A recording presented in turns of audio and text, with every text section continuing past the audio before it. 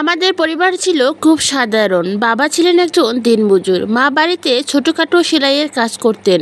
4 ভাই বোন মিলে আমরা কোনোভাবেই দিন পার করতাম। আমাদের চাওয়াপাগুলো ছিল খুব ছোট, কিন্তু একটা বিষয় ছিল অন্যরকম, বাবার আত্মসম্মান। তিনি কারো কাছে কিছু চাইতেন না। মা প্রায় বলতেন, তোমার বাবার এই অভিমান আমাদের অনেক কষ্ট দেয়। আমরা ছোটরা বাবার এই আচরণ বুঝতাম না। পাড়ার অন্য বাড়িতে ভালো খাবার রান্না হলে বাচ্চারা সেটা খেতে পেত, কিন্তু আমাদের বাড়িতে এসব কোনোদিনও আসতো না। একদিন আমি সাহস করে বাবাকে জিজ্ঞাসা করলাম, বাবা, আমরা কি কখনো ভালো মন্দ খাবার খেতে পারবো না? বাবা তখন মুচকি আসলেন, তার চোখে গর্বের ছোঁয়া, কিন্তু বললেন, ভালো খাবার চাইলে নিজেরাই আয় করতে হবে। মানুষের দয়ার উপর নির্ভর করে পাওয়া খাবার কখনোই আত্মসম্মান দেয় না। হয়তো বা তাদের খাবার তোমার ক্ষুধা মেটাবে, কিন্তু তোমার আত্মা খুশি হবে না। তাই নিজে রোজগার করে নিজের ইনকামের টাকা দিয়ে খেলে সেটাই তুমি তৃপ্তি পাবা। সেদিনের পর থেকে আমাদের মন বদল এলো। আমরা বাবার কথা বুঝতে শিখলাম। সে বছর স্কুল ছুটির সময় আমি আর আমার বড় ভাই বাবার সঙ্গে কাজে যেতে শুরু করলাম।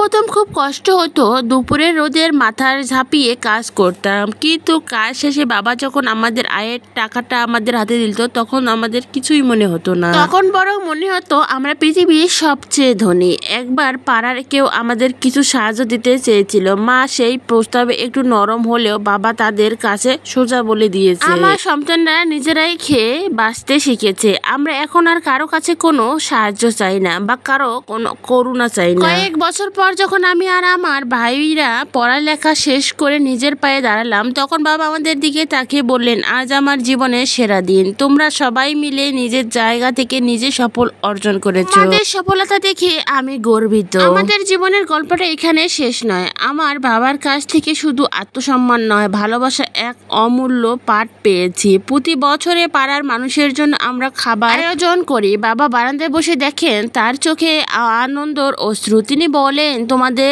এই কার্যকলাপ আর তোমাদের সৎ পথে ইনকাম দেখে আমি আসলে অনেক সুখী। এখন যখন পাড়ার লোকেরা আমাদের দেখে অবাক হয়ে জিজ্ঞাসা করে, তোমাদের এত পরিবর্তন কিভাবে হলো? আমরা মুচকি এসে বলি, আমাদের বাবা আমাদের শিখিয়েছে আত্মসম্মান আর পরিশ্রমের কোনো বিকল্প নেই। তারপর আমাদের জীবনে নতুন পথ চলা শুরু করলো। বাবার শিক্ষা আমাদের মনের গভীরে গেঁথেছিল।